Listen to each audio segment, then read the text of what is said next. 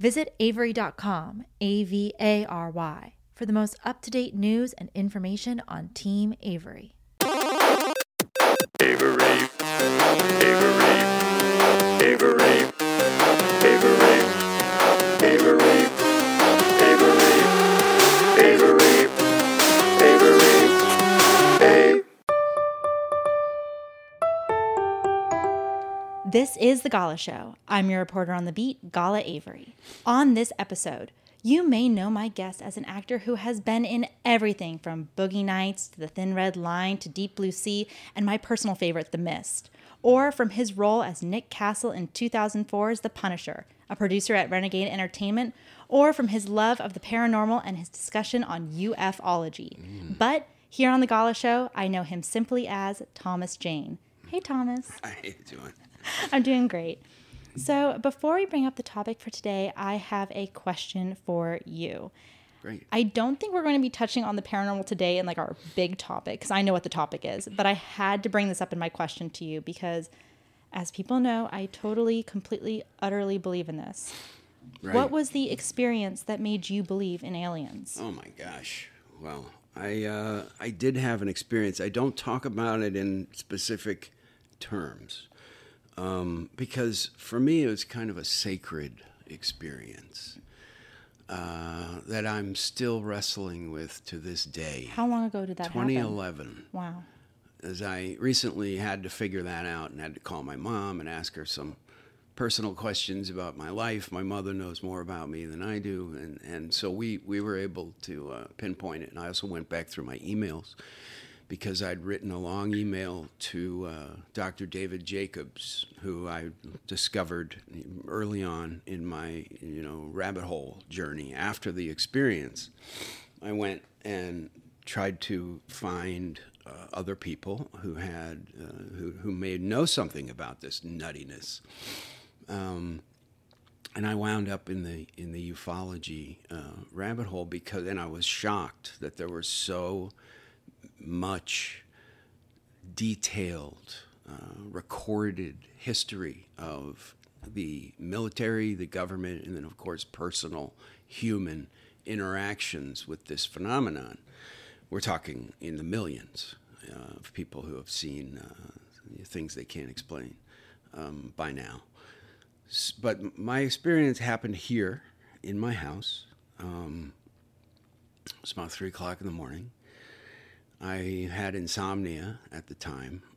Thank God, as I get a little older, that's much more manageable than it used to be. But it was very common for me to be awake at 2 or 3 in the morning, laying on the couch.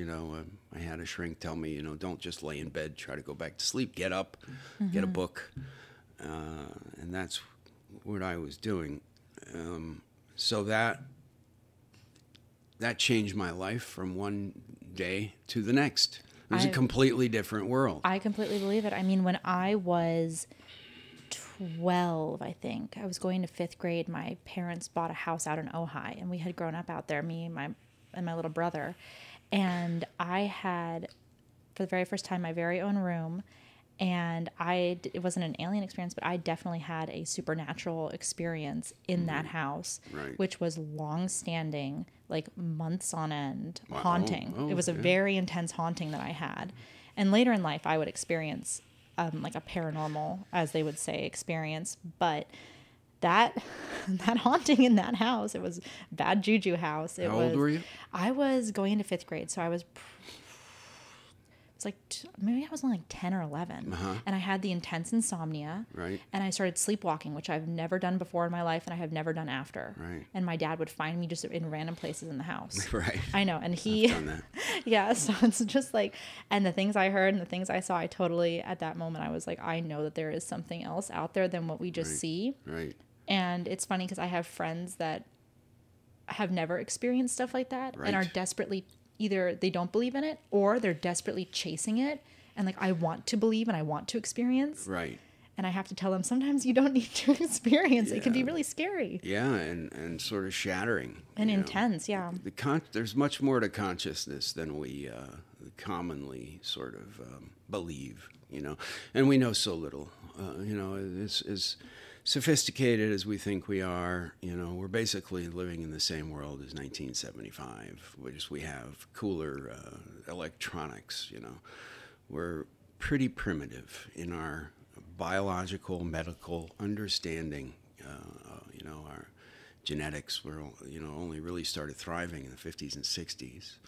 So there's a lot more to discover. And the fringes of our knowledge is something that that's been incredibly fruitful for myself in my life. Mm-hmm. It's broadened my sort of capacity to understand, and it's also challenged my my skepticism. Yeah. So once you've had a real experience, you can go one of two ways. One way is to start believing in everything, and the other way is to really try to sharpen that sword and figure out what's really going on. And to do that requires a real skepticism about some of the things that people report.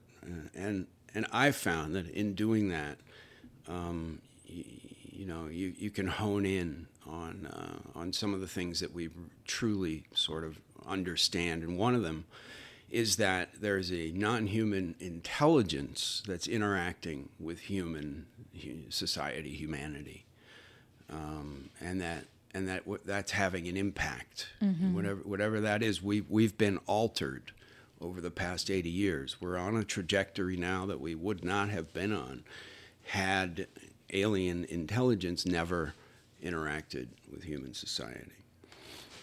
Now, as always, my guest gets to bring their topic to the mic.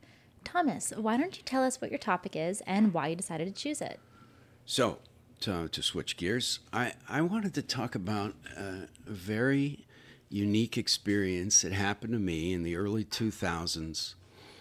I want to talk about acting a little bit. I want to talk about a little bit of what it was like to be a young actor, sort of in the pre-technological stage of humanity, and Marlon Brando.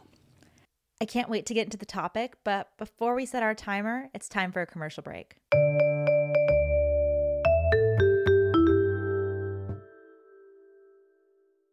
Back by popular demand, the Video Archives merch store is up and running. Get your favorite t-shirts, hats, notebooks, stickers, and more at videoarchivesmerch.com. You know me. I write all my notes in the Notes on Cinema notebook, the Gall edition, of course. Check out videoarchivesmerch.com to get yours today.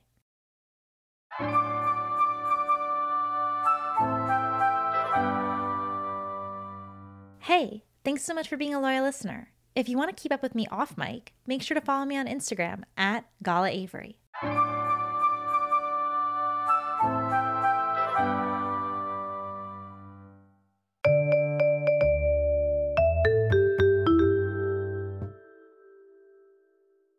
And we are back. You guys heard it here. We're going to be talking about acting and also Marlon Brando. I have 30 minutes on the clock and our time starts now.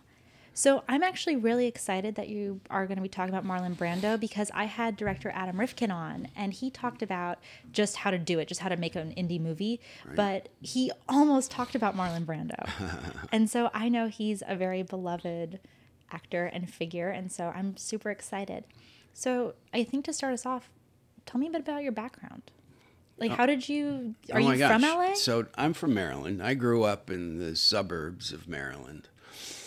I dropped out of high school at the age of 15 because I had done a high school play. And I had a really great drama teacher who was also my English teacher, one of them. His name was Brodsky. And I was a juvenile delinquent. But finding things to do like playing football and then getting involved in the carpentry side of things, where we would basically build the sets, paint the sets, and that kept me busy after school, and it was good for my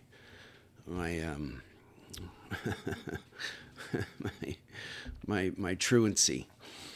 So it kind of kept me busy. But during that experience, somehow, because I guess I was sort of the class clown, my buddies who were the artists who were painting the stage, they would convince me to audition for this play. I did, and that was sort of a life-changing experience for me. So I knew what I wanted to do, so I told my parents I'm not going to school anymore. They freaked out.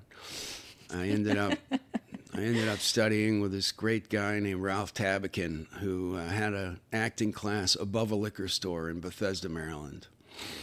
Ralph is actually in all of Barry Levinson's movies. You'll find him somewhere. Yeah, he was the TV salesman in Diner. He was in Wag the Dog. He was selling. He was like in a little commercial that was playing on the TV. I love when people put like either their acting teacher or people of like note into movies and into all their movies. So you can kind of track like, okay, this was a local person that they grew up with or that they knew. Young Sherlock Holmes, he played like a Bobby walking down the street, swinging his baton. He was like the good luck charm in his movies. And he was a terrific guy. He was, vaudeville actor. He was an old dude back in the 80s when I was studying with him. Anyway, he taught me a lot. And one of the things he did, because I always had my hair in my face and I was shuffled around, my boots were worn down from shuffling, So Ralph made a rope and it had a loop on each end and he hung it on a nail on stage and he said, "Tom, every time you get up there, you put on that rope. I'm going to teach you how to walk. Can't walk. Get your hair out of your eyes. We got to see your eyes, your face. What are you doing here?" Great guy. He was a really neat guy. Yeah, it seems like he didn't just teach you acting. It seems like he taught you actually a lot of valuable life lessons. He and sure life skills. did. Yeah.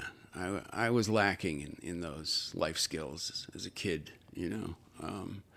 Very sensitive, very shy. I guess there's two kinds of actors. One's the extrovert that wants all the attention, and the other is the kid that's hiding in the back of the class, doesn't want to tell anybody anything. And that kind of builds up this sort of inexpressible desire to be known somehow. And to express yourself in the end because you're so perhaps unable to. So that was me. I packed up my car when I was 17. I was 17. I'd just come back from India doing a Bollywood film that Ralph got me. Really? Ralph got me the part. Was that like your first thing that you went to go do? Was Bollywood? I was 16. And through this acting class, I had a job sweeping floors at Heckinger's, which is a hardware store. And the payphone rang, and it was Ralph, and he said, "Listen, there's these Indians from India, and they're making a movie, and they're looking for this white kid Really? to star in it, because it's this Romeo and Juliet kind of like, white boy falls in love with an Indian girl, and their families hate each other, so they run off together across America." So we did that. We shot that darn movie. Me in an RV with our Indian starlet who hated every second of this experience because she was a huge star back in India. And here she was just sort of like this grubby Indian chick who looked like a queen. I mean, she was amazing, right? She never lost her little movie starlet thing, but she hated me.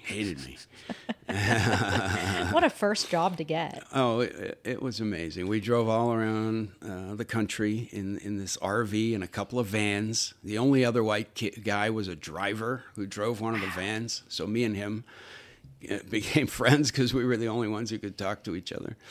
And we'd stay in different little, sometimes we'd pull up to a town and we'd all stay in an Indian church, sleeping on the floor. Really? I mean, these guys, they had connections all over the country.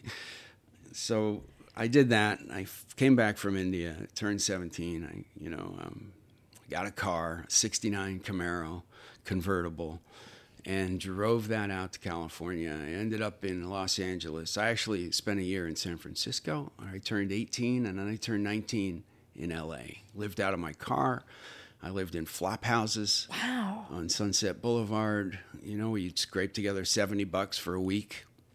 It's amazing. I was in the late 80s, you saw the last of the 1940s and 50s culture, you know. Yeah, and also all the vaudeville, as you mentioned, back Right? east, and It then was you come here, and all it's, these yeah. old guys were still around, and you know, and running out of gas, but encountering, you know, these kind of people living on basically on the streets, and sometimes I did live on the streets. I was a really poor actor. I fell in with a group of actors who we did plays on Santa Monica Boulevard. There's I think they're still there. There's these little 50-seat, 99-seat Yes, they are still there. houses, theater houses on Santa Monica Boulevard, Theater Row, and we would do William Inge, you know, Yeah. Dark at the Top of the Stairs. We would do William Saroyan, Time of Your Life.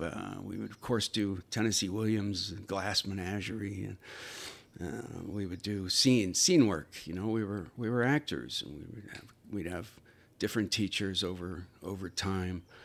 But few buddies of mine decided that we wanted to open our own little black box theater.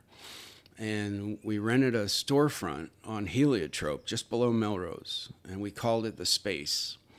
And we actually, the group of us, cleaned that place out, found used theater seats. Oh, you built it from the ground up. Built this little 49-seat theater from the ground up, hung the lights, created a little backstage. You know, we had the booth where the guy ran the lights in the back, and we would put on these plays. I wrote a one-act play called Suckerfish that I still have here somewhere, and so we would write, direct, we'd act. You know, we're just trying to exercise the muscles. You know, and then auditioning.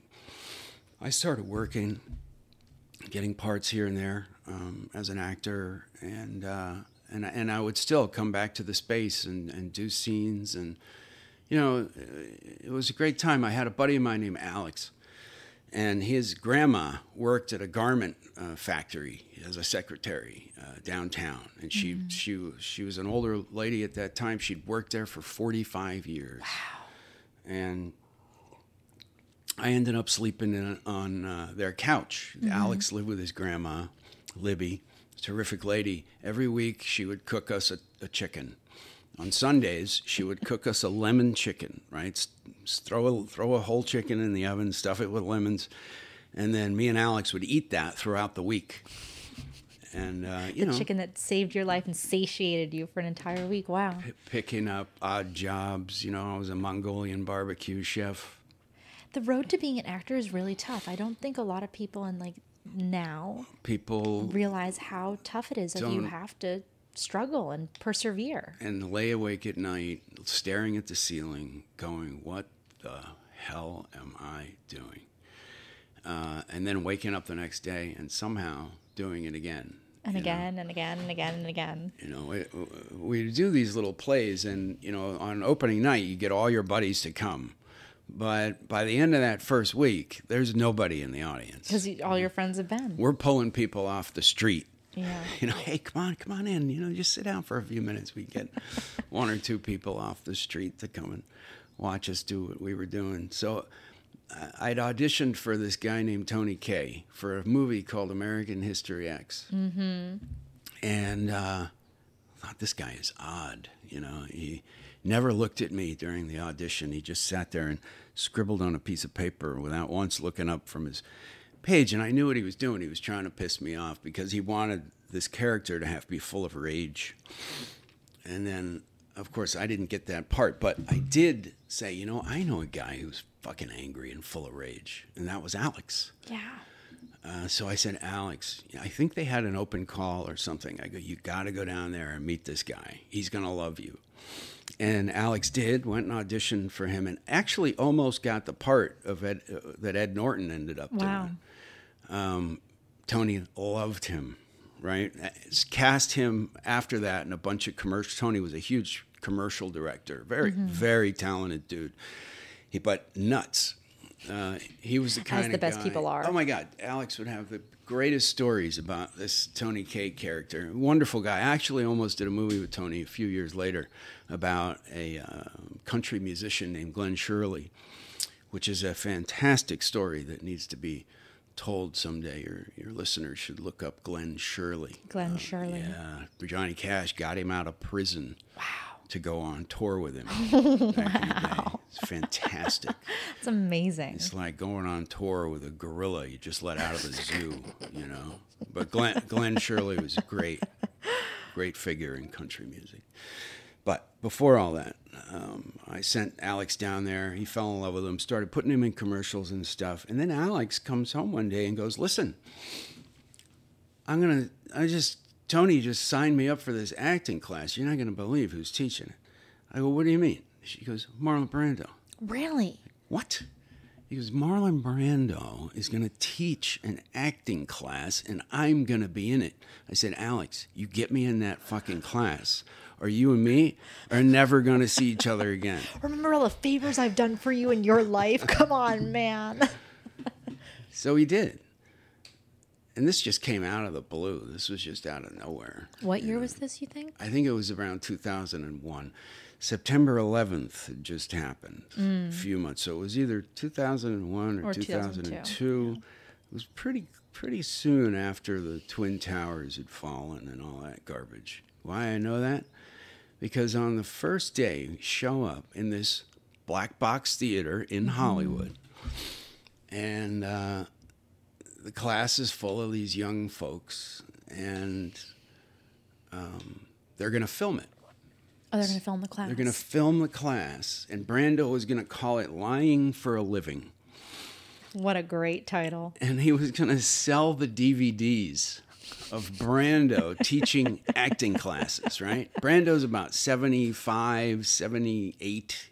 He's in his late 70s. And he comes out on stage, he's 300 pounds, he's got a muumuu on, and he's dressed as a woman. He's got a wig on, he's got full makeup, he's got the titties, and he starts rolling into this, womanly monologue. He just starts talking like a woman, and he does this, and he's funny, and serious, and everybody loves it. And then I think at the end of the class, he showed everybody his ass. So, excuse me, sorry. And he just flashed you? Yeah, he just flashed the audience. Or mooned you, I guess. Yeah. And then he said, "Listen, I can't teach you how to act." What a great pitch for his DVD. Yeah, he's like, that's not going to happen. But this whole thing is going to be improv. So we're going to get up. We're going to get everybody up. During the course of this class, I think he did maybe like 10 of them, and we're going. But while we're doing that, and I'm going to slowly turn myself into a woman. I'm going to show you how I became this woman, right? Was it believable, like that he was this woman? No. That's the first thing. I love that. It was Brando in a wig, and but he was funny. He was charming, and of course he had all the mannerisms and all the woman. But he was having fun. That's amazing. Is what he was doing, and it also helped loosen everybody's. Of course, Marlon Brando was going to show up and teach, so everybody's nervous. They've been preparing. They have like their monologues. They've like gotten all dressed up, clean shirt. We had young actors in there, but we also Brando had recruited a large part of this class. There were maybe 40 or 50 people in the class. And a large part of them came from the hood. Wow, and really? They were girls. They were women, black women from the hood. Was a huge part of the class, and they had so much fun, and he loved them because they weren't actors. You could tell. That's amazing. These folks were. I don't know how he got them there or why they were there, but when he would talk, he was connected to these chicks from the hood. That's a movie on its own. Oh, Marlon Brando with a bunch of chicks from the hood. Because I'm gonna turn myself into a woman as we're doing this. That's so he would crazy. show up, and we'd be doing our little improvs and stuff, and Brando would have a little Filipino girl sitting on a stool on stage doing his nails. Okay. Just, as Brando, but he's just having his nails done, and he was talking. Tony Kaye is filming this thing. He's got a couple of other assistants. You know, they have 3 or 4 cameras set up. But Tony, who's behind the camera, And it's on film. Like when you say they're filming it, oh, was no, it this was digital? early 2000s, so they were Video. shooting on videotape. Yeah, videotape. Okay. Yeah, I think it was mini DV. Mini right? DV, yeah. Yeah. Like, you know, not the greatest quality in the Definitely world, but not. it was, Definitely not. you know, it was what was available Yeah. at the time. And Tony's filming. He's got a camera set up right in the middle of the audience, and he's dressed as Osama bin Laden. No. That's how you know it was right after 9/11. It's because Exactly. Tony's dressed as Osama bin Laden. Dude is dressed up like Osama bin Laden. And he's not Tony's not Middle Eastern, right? No, he's English. He's from England. You know, What kind of class and he's is that? behind the camera, so he's not even on film. But nobody says anything, right? We're just listening to Brando teach this class with Osama bin Laden filming from behind. And Brando, I remember a couple of things that stood out about this class as an actor. You know, one is after he did his little monologue and stuff, he goes, okay, the way we're gonna open this class every day is that everybody here is gonna laugh. We're all gonna start laughing. We're gonna time it. We're gonna laugh for 5 minutes. Wow. Yeah, and like a wave of fear runs over the Better class, laugh. like, right? Like, oh my God, like, oh my fuck, and we would, and it would start out, you know, with just ha ha ha. It would start out fake and just people like making laughing sounds, and then that would become funny, and then we'd start really laughing, and then we'd get tired, and then that would be funny. And 5 minutes is a long time. That would to hurt, be sitting actually, my there abdominal just muscles. laughing. But by the end of it, people are really laughing and they're really connecting on this sort of spiritual kind of level. It was a completely different mood and room at the end of those 5 minutes. And Brando goes, okay, now we can begin. Wow. Brilliant. He would bring in people off the street, you know. He's like, I can't teach you how to act. But today, this guy is from North Hollywood. He's a used car salesman. He's going to sell you a car. And he would have, and I think Robin Williams was there. Sean Penn was there. In the class. In the class, watching, yeah. Harry Dean Stanton, Peter Coyote. Wow. A bunch of folks were there. And Brando goes, Robin, get up here. You know, and the guy's like, sell this car to Robin. But Robin, you don't want to buy this fucking car. And they would just start improvising. Because you have one real person that's doing Exactly. it and one person that is trying to learn how to act as if they don't want it. Yeah, I mean, you know, Well, it's Robin Williams was I a think, genius. I think by Robin then. Williams knows how to act.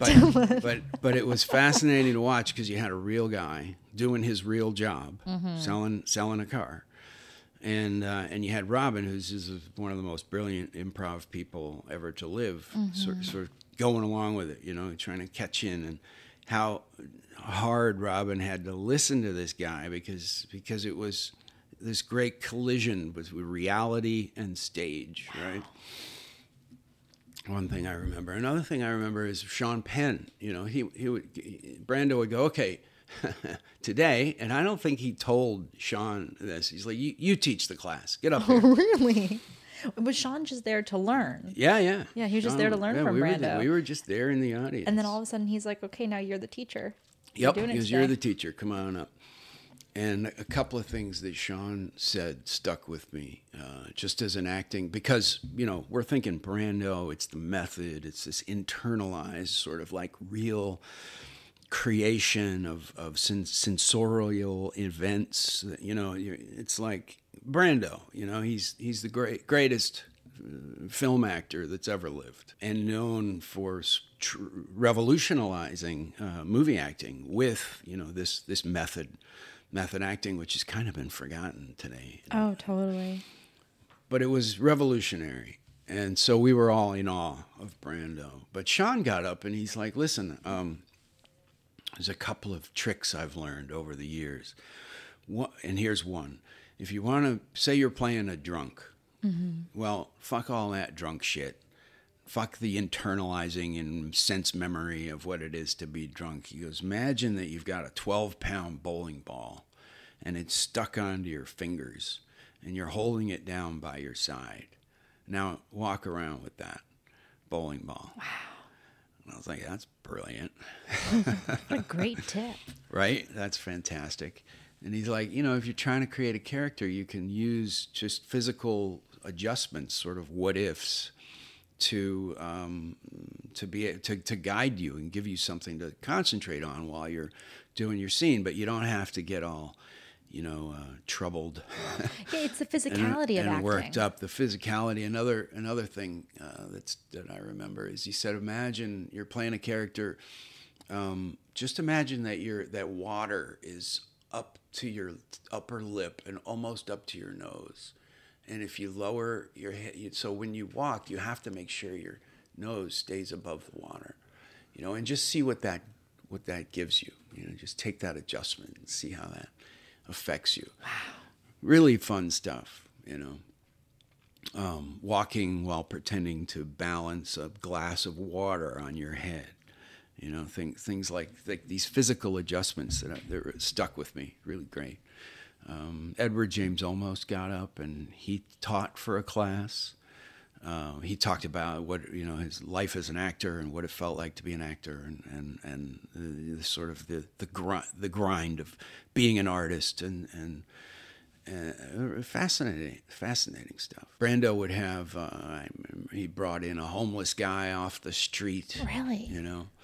I forget what they were doing, but this collision of reality and stage, and then he'd have these chicks from the hood improv, right? Yeah. And he would ask them to improv events from their life. So it was just this tragic, fucking horrible, like things that my you brother's had never been experienced. shot. Yeah. The cops are coming. You stole the drug money. It's like fucking hell. That was really fun. And so you would improv alongside them, or did you mostly just watch? Yeah. No, I eventually did get up. Yeah, I got up and I did an improv with one of these chicks, which was nerve-wracking. And I think it was toward the end that I finally got up on stage. But before that, Tony Kaye is filming these chicks.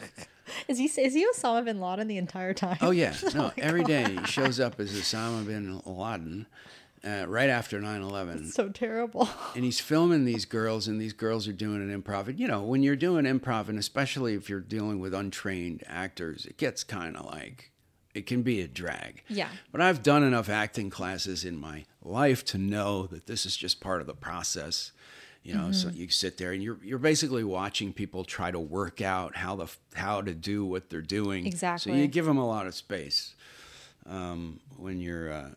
It's not a performance, in other words. But Tony, in the middle of this improv that had gone on for 20 minutes, Tony behind the camera, dressed as Osama bin Laden, he says, "Cut, interrupting everybody. The chicks on stage stop. The class turns and looks at Osama bin Laden. Brando takes his attention off the girls and slowly looks at Tony. Tony goes, cut. This is boring. You guys are boring. You're not doing shit. This is awful." And Brando was like, what? It looks like he just murdered his firstborn baby. He's like, what the fuck are you doing? And threw him out of the class right then and there. He goes, get the hell out of here. Take your little fucking turban, take your camera, and get out. That was a memorable little moment. Tony left. Did he come back? I think he took a few people with him and never came back. Never came back. The next day, there were other people. Were they also dressed as Osama bin Laden? No, So that was just a Tony left the thing. building. That was just a Tony thing then. Why was Tony dressed as Osama bin Laden? What the- Tony was actually great because he was a real artist, but he was out of his mind. He would do things like he would take a taxi to go visit a friend's house, right? And then instead of sending the taxi away, he'd say, "Wait for me." Yeah. That's crazy. for 3 days. What? Yeah. What? There'd be this taxi sitting outside Tony's buddy's house. And the guy was actually waiting. The guy was just waiting with the meter. You know, Wow, and for you would 3 rack whole up days? a $5,000 Isn't it taxi just bill. cheaper to just call another taxi? You would think. You would but think, this yeah. was how Tony's mind worked. He was a unique individual, and I liked him a lot. You know, he was an artist, and we don't have the clash between art and commerce in this town. You know, commerce usually wins, so it's tough to be an artist in this town at then or at any time. But I respected his, you know, he did a lot of crazy shit and shot himself in the foot, but talented dude. It really kept things interesting. Did they release this Lying for a Living on DVD? Lying for a Living never got released. Gosh darn it. Yeah. That would have been an amazing. And I wonder you're where talking a lot of hours. We had 3 or 4 cameras, and he did at least 10 classes, and they probably were like 4 hours each. Wow, I wonder where the footage is. From what I understand, Mike Medavoy has the footage. Oh, Mike Yeah. Okay, Mike Medavoy has the footage. Okay, Yeah, that's interesting. That's from what I understand. I used to be managed by his son Brian, a nice guy, and Mike was great. But I remember meeting him somewhere, and somehow that came up, and he said, "I've got all that footage." Wow. And I don't know if they'll ever release it or do anything with it, or it's been a while. It's like have the tapes degraded by now. I don't know. It might be safer to keep that stuff hidden. Who knows? But there's a plethora of information that I didn't because I think I had I forget, but I didn't make every class. I did most of them, but I missed 1 or 2. And of course, you'd hear all about like the classes that I missed. And one of them was he had a bunch of midgets come on stage. No way. And I think they were wrestling or something. And that's the class you missed? How could you miss that class? class? I was like, God damn it. I would be so mad if I missed that class in particular, to be honest. Actually, I wasn't mad at all because I actually had a terrible fear of midgets. Really? And ever since I was a little kid, it's an irrational, terrible fear, and I don't like to admit that, but I wasn't just so disappointed to miss that class. I guess that was a good thing that you missed it. Yeah, God was looking out for me. Yeah, he was looking out for you that day. That's crazy. Yeah. Do you think it's become harder in this town now with technology and how everything is? You have to be very discerning. There's a lot of self-censorship going on. We're living in a brand new world, and I don't think that this class would have gone over so well if it was 2023 instead of 2001 or 2. Yeah, and one of the last classes I remember, there's this guy sitting in the front row, and he had a really cool jacket on, and he had black curly hair that went down to his shoulders. I don't know why. I just kept looking at the back of this guy's head. And after the class, he stands up, and it's Michael Jackson. Really? Just hanging out in the front row, watching his buddy Marlon teach acting. Yeah. And he stuck around after, and we met him. And he had his hair artfully arranged in front of his face because he was wearing a prosthetic nose. And I'll never forget that. Nice guy, real sweetheart, and he actually stayed and shook people's hands. But I was like, my God, that's a fake nose. Wow. So that's my last memory of lying for a living, meeting Michael Jackson there, standing there. Wow. Yeah. Well, that was actually perfectly 30 minutes. You somehow had as if you had rehearsed it. But that's all the time that we have for today. But Thomas, is there any final thought that you'd like to share with the audience? Yeah, not really. I just I think it's great to try to give a little window into the period of time before technology took over. Yeah. And these how different those times were. Of course, you don't realize that when it's going on.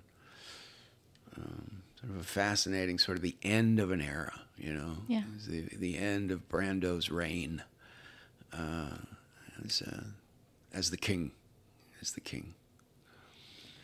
Thank you so much to my guest, Thomas Jane, for coming on to the show. If you'd like to keep up with Thomas, you can do so on Instagram at cardcarrying_Thomas Jane. I'm Gala Avery, and this has been The Gala Show.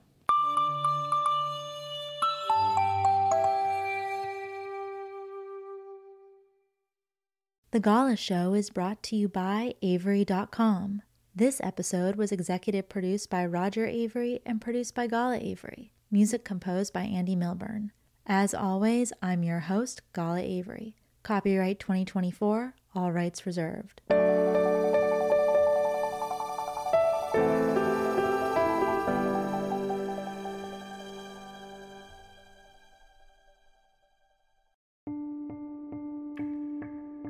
Despite me sharing the same last name with this charity, I don't have any affiliation with it, besides the fact that the issue is very near and dear to my heart. Did you know that in the United States, 2.7 million children currently have a parent in prison, and it's estimated that 10 million children have experienced parental incarceration at some point in their lives? I was one of these kids, and as an adult, I am really grateful to be able to give back to Project Avery. Their mission is to build leadership from within by supporting community through programs such as mentoring and outdoor education, and also to remove the stigma surrounding having a parent that's incarcerated. You don't have to feel alone. If you know a kid who could use these resources or would like to donate money or time to the charity, please go to Project Avery, that's AVARY.org, to check out what this amazing charity is all about. Again, that's projectavery.org. Thank you guys from the bottom of my heart.